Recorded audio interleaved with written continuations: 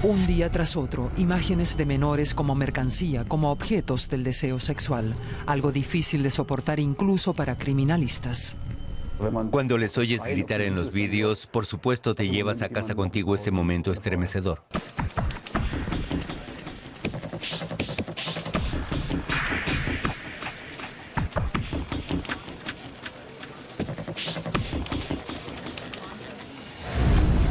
El millonario negocio de la pornografía infantil. Nuestras indagaciones nos conducen por medio planeta hasta llegar tanto a culpables como a víctimas.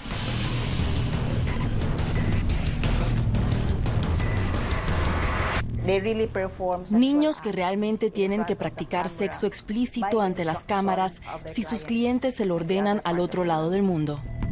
Por unos cuantos céntimos, abuso de menores transmitido en vivo por internet, pornografía infantil hardcore y explotación sexual también en la Europa del Este, niños en los denominados videos de poses.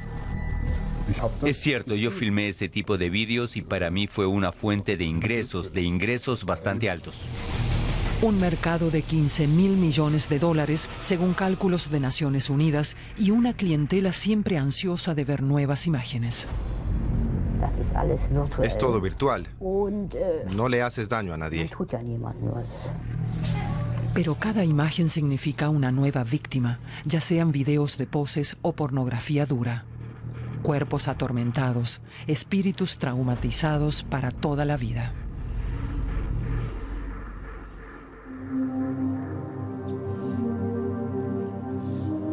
A finales de febrero hacemos la primera entrevista a Jochen, un voyeur que pagó grandes sumas en internet para recibir imágenes de menores. El nombre está modificado para evitar que alguien de su entorno descubra sus tendencias. Le cuesta un gran esfuerzo hablar sobre ello por primera vez. Intentas ocultar esas preferencias en todo lo posible, sin comentarlas con nadie. Usted es la primera persona. Hay que comprender que uno puede quedar estigmatizado, marginado de la sociedad. Jochen se excita sexualmente viendo a menores. Es uno de los cerca de 300.000 pedófilos que se estiman en Alemania. Jochen coleccionaba sobre todo imágenes de menores desnudos. Las filmaciones y fotografías espolean su fantasía, satisfacen pasajeramente sus instintos, y él sabía cómo encontrarlas en Internet.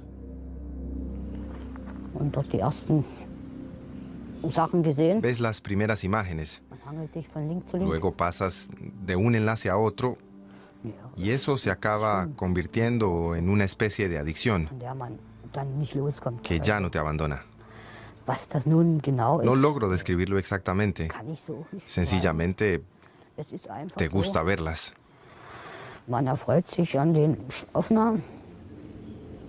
Jochen reunía sobre todo fotos de menores desnudos o en ambiente nudista y compraba series enteras a una distribuidora canadiense de nombre Azov Films. Son imágenes de menores en posturas más o menos incitantes, lo que se denomina poses. Este tipo de fotos y videos aún son legales en Alemania, aunque algunas estén en el umbral de la pornografía infantil. Queremos averiguar más sobre estos niños y las condiciones en que se ruedan los videos. Una pista nos conduce a Rumania, a un poblado en el noroeste del país. Entrevistamos a Florica Noj, cuyo hijo aparece en algunos videos de poses. Nos acompaña a una pradera. En ella, un alemán construyó un parque vallado de juegos infantiles que aún puede verse en uno de los videos de la distribuidora Azov. Y en los videos que siguen ofreciéndose en Internet también puede verse lo que ocurría tras la valla. Para proteger a los menores, hemos deformado mucho las imágenes. El video es del año 2009.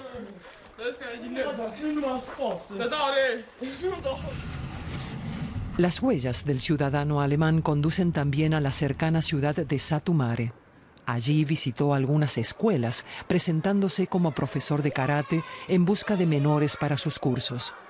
Pretendía incluso utilizar el gimnasio escolar. La directora María Reitz recuerda bien al hombre y nos relata el extraño encuentro.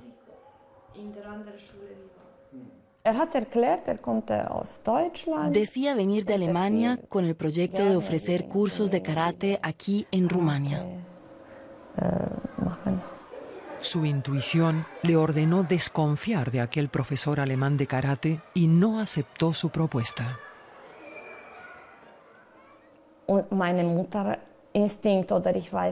Mi instinto materno, o qué sé yo, para mí aquella persona tenía algo anormal. Pero el fingido profesor tuvo más suerte en otras escuelas. Parecía saber cómo ganarse la confianza de los niños, a los que captaba con sus cursos de artes marciales. El alemán se llama Markus Ehre. Conseguimos establecer contacto con él y nos concede una entrevista bajo la condición de que no mostremos su rostro abiertamente ni indiquemos su lugar actual de residencia. Según su versión de los hechos, todo comenzó con un inocente encuentro en un poblado rumano.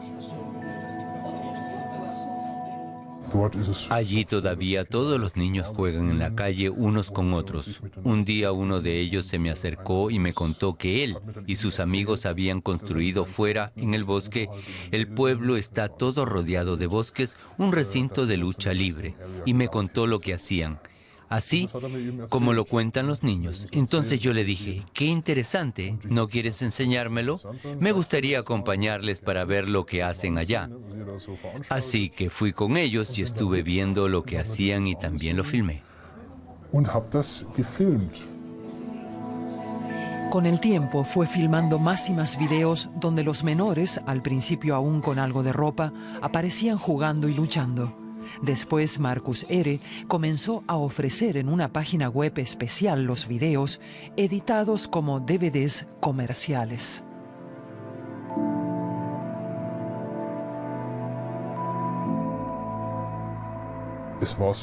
Yo creé un área restringida para socios donde puedes colocar clips no incluidos en el DVD.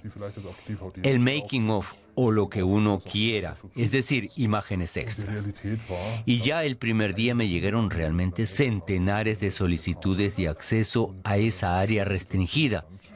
Y yo me encontré en la situación de tener que dar a toda esa gente contraseñas de acceso, aunque dentro no había nada.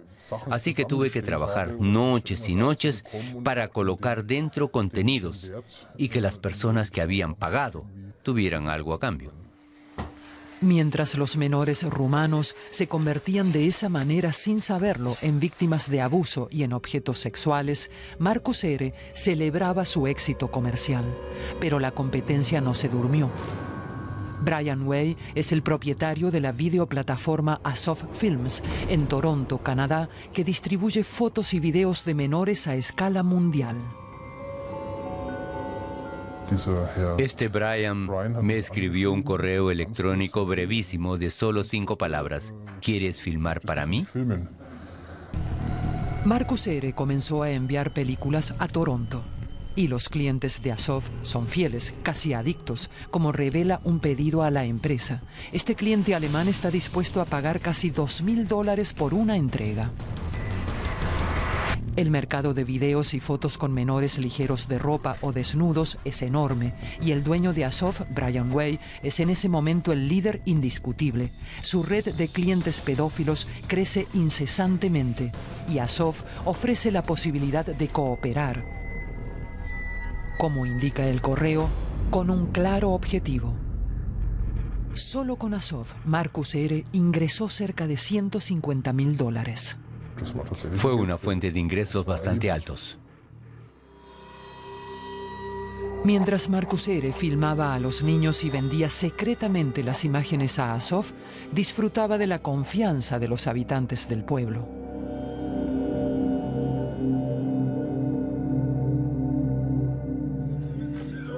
Entrevistamos a un joven que aparece en los videos del alemán, uno de los más pequeños por entonces.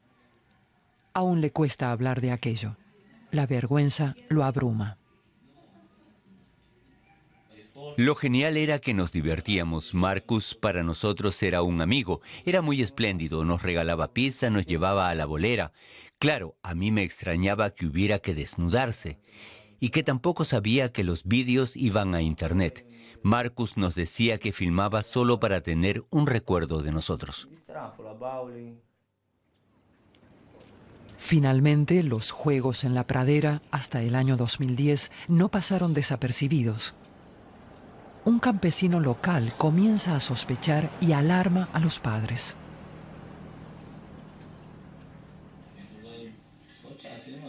Llegaron los adultos enojados preguntando: ¿qué están filmando aquí? ¡Alto! Mi padre intentó agarrar a Marcus, pero se le escapó. Me da vergüenza recordarlo. Es una canallada que haya colgado esos vídeos en internet. Los agentes me enseñaron imágenes con niños desnudos, pero yo no quise verlas. Tuve miedo. No me atreví a imaginarme lo que pudo hacer ese hombre con los niños. Y mire que yo siempre le pregunté a mi hijo lo que hacían allá arriba, pero él me contestaba: solo jugar, mamá.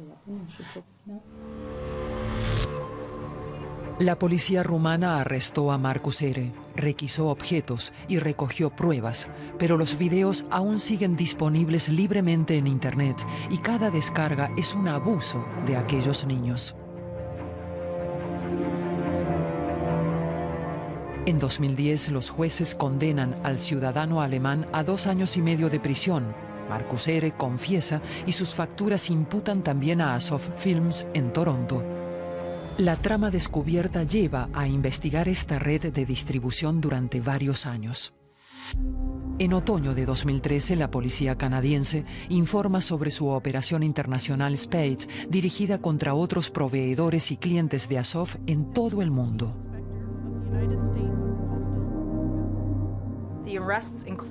Entre los detenidos hay 40 maestros, 9 médicos o enfermeros, 32 cuidadores de niños voluntarios, 6 empleados judiciales, 9 sacerdotes y 3 padres adoptivos. Las pesquisas se extienden a Alemania. Las tarjetas de crédito revelan datos sobre los clientes de la red pedófila. El caso hasta ahora más destacado es el del exdiputado parlamentario socialdemócrata Sebastian Edati. Aunque conforme al derecho alemán, la venta o posesión de puras fotografías de pose no es ilegal, las informaciones recibidas de Toronto conducen a las autoridades judiciales alemanas a ordenar amplios registros por todo el país. Las computadoras y soportes de memoria requisados esperan en los depósitos judiciales a su valoración. En la Dirección de Policía Judicial de Sajonia no falta trabajo. Solo en este land hay 12 casos sospechosos, según los datos canadienses. Oficiales criminalistas se ocupan de evaluar los presuntos productos pornográficos requisados. Esto es material procedente de un registro. Nos lo entregó el departamento responsable con el ruego de investigarlo. Esta es la sala de copia de datos. Primeramente, los criminalistas producen copias exactas de las memorias o unidades requisadas. Los originales deben permanecer inalterados, y ello por buenas razones. Copiar es necesario para garantizar la procesabilidad posterior, que nadie pueda afirmar más adelante que en el depósito judicial hemos manipulado de alguna manera las pruebas requisadas. Solo tras el proceso de copia comienza la auténtica evaluación. Si los funcionarios encuentran filmaciones sospechosas, deben decidir si se trata o no de pornografía infantil, esto es, de imágenes que constituyen un claro delito por mostrar a niños en actos sexuales o si bien puede considerárselas aún solo como poses. Esa es la polémica que suscitó el caso Edati, y a mi juicio es de hecho jurídicamente cuestionable afirmar que si alguien almacena en su computadora fotos de posados también tendrá obligatoriamente pornografía infantil. Con todo, la realidad de nuestro trabajo diario y nuestra experiencia de criminalistas nos muestra que la gente que almacena esas imágenes también suele en muchos casos poseer pornografía de menores. Puede afirmarse que las fotos de pose son el primer paso hacia la pornografía pedófila. Creo que no es incorrecto expresarlo así. Para mí incluso la propia presencia de fotos de pose más suaves es un indicio de que el usuario aún no ha comenzado a tener materiales más duros. Puede considerarse como un primer paso. A evaluar imágenes ayudan bancos de datos con imágenes extraídas de otros casos. En total, más de 1 millón de archivos pornográficos de menores. Los especialistas evalúan y clasifican lo requisado. Así ven todos los días imágenes como estas. Menores violados, niños que sufren abusos y dolor. No es una tarea nada banal. A menudo examinan fotografías solo de genitales, pero tienen la formación correspondiente y deciden a partir de determinados caracteres morfológicos si un órgano corresponde al pene o a la vagina de un menor o bien a los genitales de un adulto.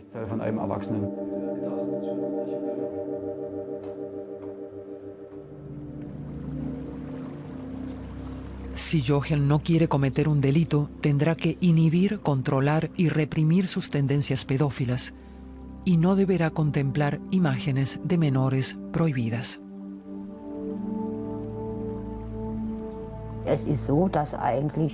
Un menor es tabú y no debe hacérsele daño.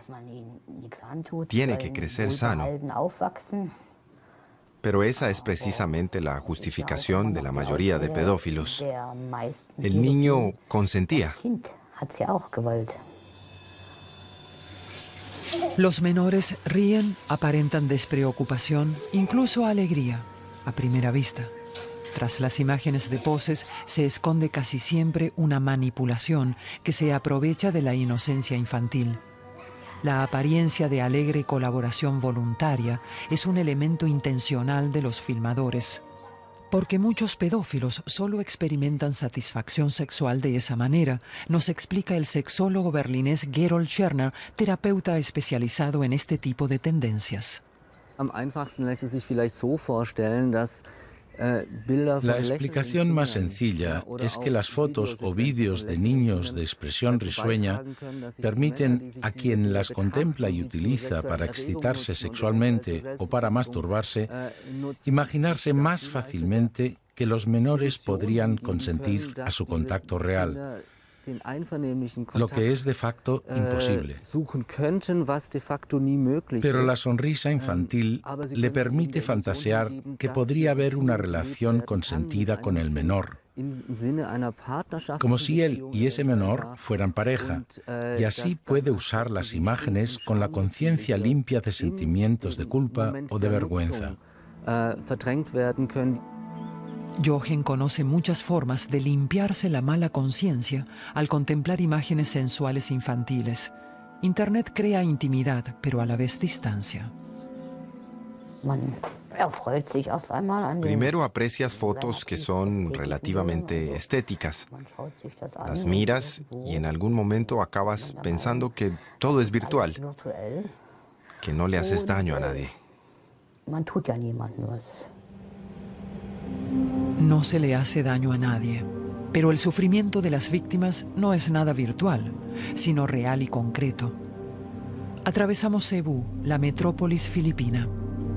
En el archipiélago del sudeste asiático, sobre todo los niños de familias pobres corren el riesgo de verse forzados a la prostitución o tener que prestarse a la pornografía infantil.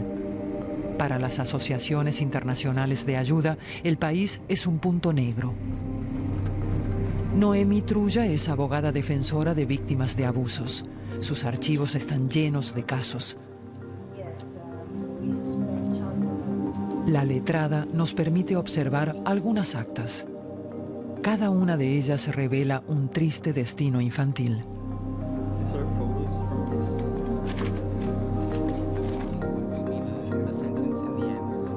Y los tipos de explotación sexual aumentan. Cibersexo con menores.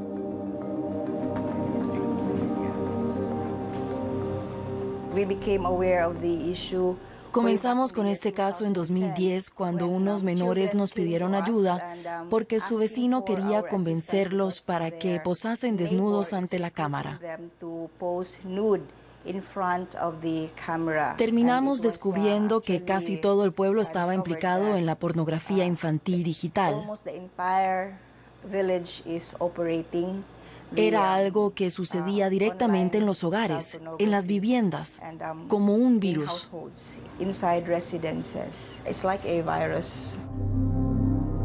35% de los habitantes viven en villas miserias.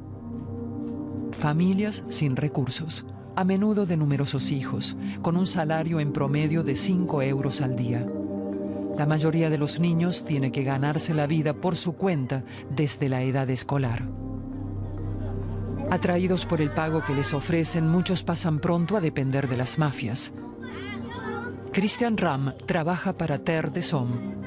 Esta organización de ayuda infantil reaccionó pronto a la preocupante situación. Estos niños solo conocen su propio barrio o sus propias condiciones de vida. Internet es para ellos como una puerta a otro mundo distinto, y eso es algo que los abusadores saben. Incluso en las villas miserias más remotas encontramos estas cabañas de madera. Unas cuantas computadoras, una conexión a Internet, una ranura para las monedas, instalado el cibercafé. Por solo 10 pesos, unos 15 céntimos de euro, los menores pueden navegar media hora en la red. Prácticamente a nadie le interesa lo que hagan en ella, con quién charlan o a quién contactan. Y por ahí suelen empezar muchas historias de abuso. Como la de estas dos muchachas. En una época en la que no teníamos nada para comer, alguien nos dijo que podíamos ganar dinero desnudándonos en Internet. Él lo llamaba show. Teníamos que presentarnos ante un estadounidense y este nos dijo, desnúdense. En el cibercafé. Sí. Obedecieron y ante una cámara web en funcionamiento se quitaron las camisetas para el estadounidense. Cayeron en la trampa. Si se negaban a desnudarse para el cliente, el intermediario las amenazaba con contar en todo el pueblo lo que habían hecho. Instalaron el video chat en un apartamento privado. Cuando nos desnudábamos, el tipo comenzaba a masturbarse. Y una vez que había acabado, ordenaba simplemente, vístanse de nuevo. Pero fue aún más duro. Un día, uno de los clientes reclamó que practicasen sexo ante la cámara. Ellas se negaron y el intermediario cumplió su amenaza y las delató en el pueblo. Sus padres, muy religiosos, reaccionaron al oprobio castigándolas físicamente con palizas. Yo comencé con el cibersexo en la computadora a los 12 años. Sabía que estaba prohibido, pero en casa teníamos una situación económica terrible. La historia que nos relata este joven es estremecedora. En su caso, el abuso duró varios años. Nos ordenaba, bésense, hagan esto, hagan lo otro. Tuvimos que practicar sexo oral y anal. Mientras tanto, el extranjero que nos contemplaba a distancia por la cámara web estaba desnudo y se masturbaba. Cuanto más explícito es el abuso, más caro resulta. En promedio, un cliente paga hasta 8 euros por una sesión de sexo digital. El dinero de los usuarios se recauda de modo anónimo en forma de transferencias. A veces son los propios padres quienes colocan a sus hijos ante la cámara web. En este caso, la responsable fue la madre de 2 muchachas. Noemi Trulla consiguió organizar junto con las autoridades la liberación de las 2 menores, pero sabe bien que las víctimas suelen padecer las consecuencias de los abusos toda una vida. Se comportan como si nada hubiera sucedido, pero sabemos por los psicólogos que esa experiencia condicionará su comportamiento años más tarde al hacerse adultos. Tendrán reacciones que solo son explicables por el abuso. Nos preocupa mucho el futuro de los menores víctimas de la ciberpornografía infantil. Niños que realmente tienen que practicar sexo explícito ante las cámaras, si sus clientes se lo ordenan al otro lado del mundo.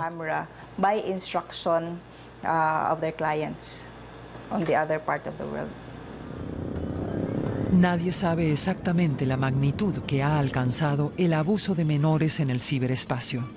Para hacerse una idea aproximada, Terre des Hommes, organización de ayuda a la infancia, puso en marcha un proyecto insólito. Los iniciadores crearon una figura virtual en forma de muchacha engañosamente real, la bautizaron como Sweetie y la introdujeron en foros y espacios chat. Fue impactante comprobar que en el momento en que Sweetie se presentó como chica filipina de 10 años, llovieron sobre ella preguntas de hombres. ¿Quién eres? Hola, ¿cuántos años tienes? Muéstrate un poco. ¿Están cerca tus padres? ¿Podríamos conocernos personalmente?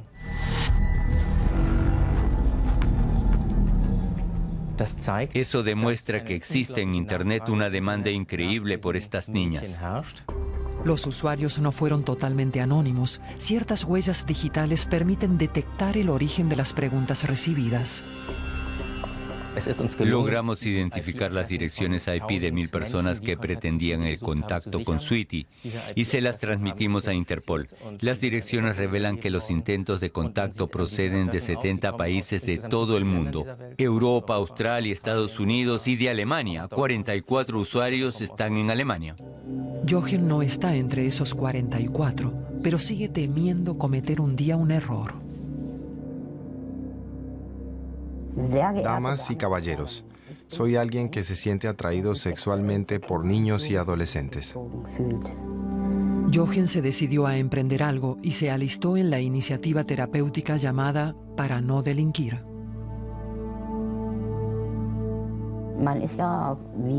Llevas por dentro algo así como una personalidad escindida. Es como si en tu fondo dos personas distintas lucharan entre sí por controlarte. En mi caso siempre ha triunfado la persona normal, pero yo tengo miedo de que un día ocurra al revés, que yo pueda perder el control sobre esa tendencia mía.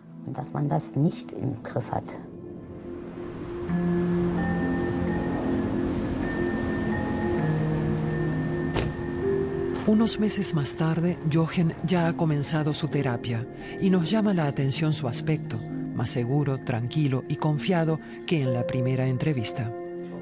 Su terapeuta, Gerald Scherner, matiza siempre las esperanzas de Jochen. La pedofilia no es una enfermedad, no es algo que pueda curarse definitivamente. Pero sí es muy posible que en el caso de Jochen triunfe siempre la voz de la razón.